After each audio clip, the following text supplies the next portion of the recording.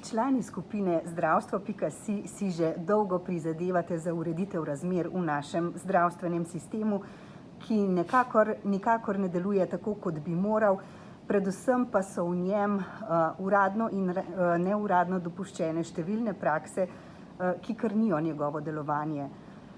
Zdaj ste pripravili povsem konkretno oprijemljivo rešitev. Kakšna je?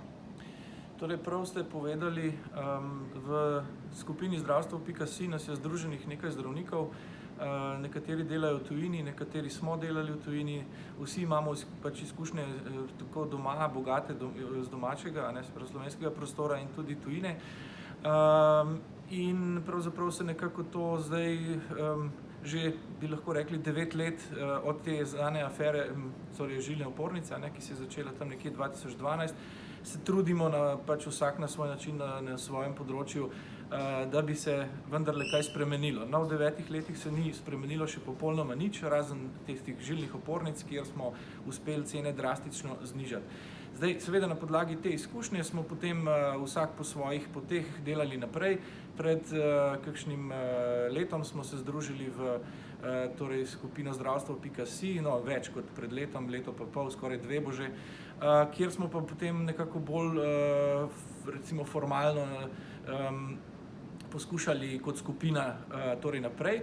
In letos spomladi smo bili v času, ko je bil začasni minister za zdravstvo gospod Janez Janša, povabljeni v delovno skupino, ki naj bi pripravila v nekem časovnem roku 3 mesece, torej do konca maja, konkreten predlog za spremembe nabav v slovenskem zdravstvu. Se pravi, namen je bil, da odpravimo vendarle, morda tudi ob 30-letnici države bi se spodobilo torej ta, čemur jaz rečem, organiziran kriminal in korupcijo v zdravstvu, ki odnese nekaj 100 milijonov davkoplačevalskega denarja na leto, torej v področju, govorimo za celotno zdravstvo, se pravi, govorimo za bolnišnice in zdravstvene domove in konkretno za zdravila, pripomočke, naprave, potrošni material, servisne storitve in druge. Kako pa se odvija sodelovanje v okviru te delovne skupine na Ministrstvu za zdravje? Sodelovanje je bilo na začetku, torej glede na korona čase, smo se dogovorili, da bojo sestanki po Zoomu, torej nismo se dobivali fizično. Dogovorili smo se, da bomo se dobivali enkrat tedensko, torej ob sredah ob 2. Prvi 3 sestanki so nekako potekali po pričakovanjih. Potem pa se je, ko smo oddali prvi konkreten predlog na papirju, začelo zanimivo dogajanje.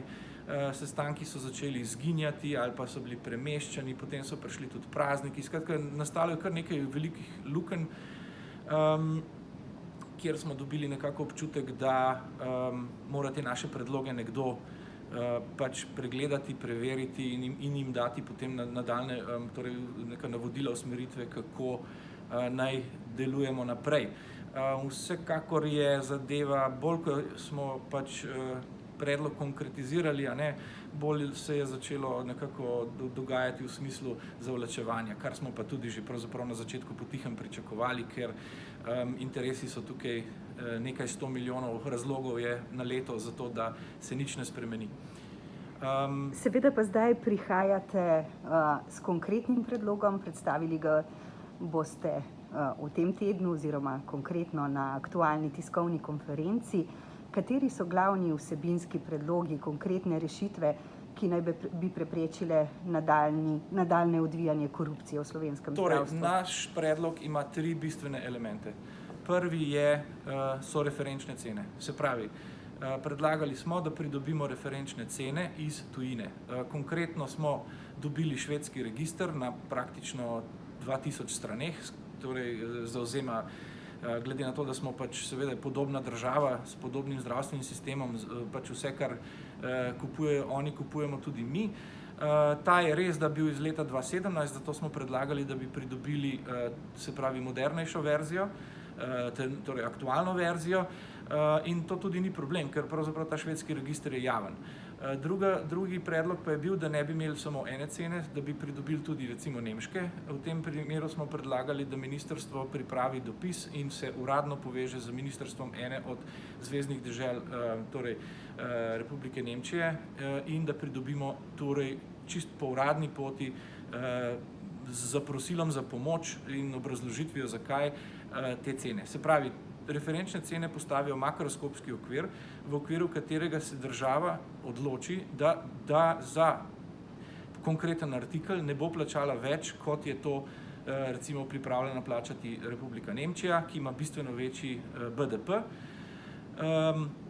Torej na takem, se pravi s takim okvirom slovenski dobavitelji ne smejo preko tega, ne morejo dati više cene. Zakaj je to možno? Zato, ker preprosto, če pač bi ga izigravali, bi lahko mi šli pač kupiti na prosti trg v Nemčijo. Seveda je treba stvari organizirati, ampak to ni nemogoče. Potem druga bistvena točka je e-dražba oziroma bolje rečeno e-cenenje. To pomeni, da ko se ponudniki odločijo za tekmo v razpisu, potem v bistvu med sabo tekmujejo na ta način, da se cene še znižajo pod te referenčne cene. In tretji element je kazen. To pomeni, kot smo videli iz centraliziranega razpisa za žilne opornice, ki ga je po pritisku javnosti vendarle mogla izpeljati takratna ministrica Milojka Kolar Celarc, so se dobavitelji kartelno dogovorili in postavili cene, ponudili cene višje, kot so bile zapisane, maksimalno dovoljene v javnem razpisu, kar pomeni, da so se dobesedno delali norca iz razpisa davkoplačevalcev, ministrstva in pač ustanov, v katerih naj bi to potekalo. Če upoštevamo te tri elemente, potem se seveda, kazen je pač ta, da kdor to počne, ne more za dobo recimo 5 let, ne vem, to se treba pač dogovoriti, sodelovati z državo v nobenem poslu. Jaz mislim, da na teh treh točkah s temi tremi elementi je stvar zelo hitra, zelo učinkovita in zelo čista in mislim, da se vse to da tudi recimo izpeljati v roku 6 mesecev, če je namen iskren. In če za to obstajajo razlogi. In verjetno lahko poveste, kako konkretni razlogi za to obstajajo, že samo na osnovi tega, ko ste primerjali švedski model, ki ste ga prejeli, s cenami naših dobaviteljev. Torej, skupina deluje 3 mesece. Mi v tej fazi še nismo prišli do izvedbenega dela v tem smislu, da bi primerjali švedske cene v smislu številk. Namreč upali smo, da bomo uspeli pridobiti tudi nemške in se potem v naslednji drugi fazi pač konkretneje ukvarjali torej s številkami. Ampak če gledamo že iz zgodbe o žilnih opornicah, ki so bile preplačane 3-krat, 4-krat, 5-krat in je samo v UKC Ljubljana bilo privarčevanih 2,5 milijona evrov na letni ravni, samo v UKC Ljubljana, samo na enem medicinskem materialu, potem seveda vemo, da bi tukaj lahko bili te privarčevanja grejo v desetine in po moji oceni tam do 400 milijonov evrov na letni ravni v celotnem zdravstvu. Je pa to seveda stvar izvedbene faze, ki pač sledi zdaj tej prvi, če bo volja, da se to implementira.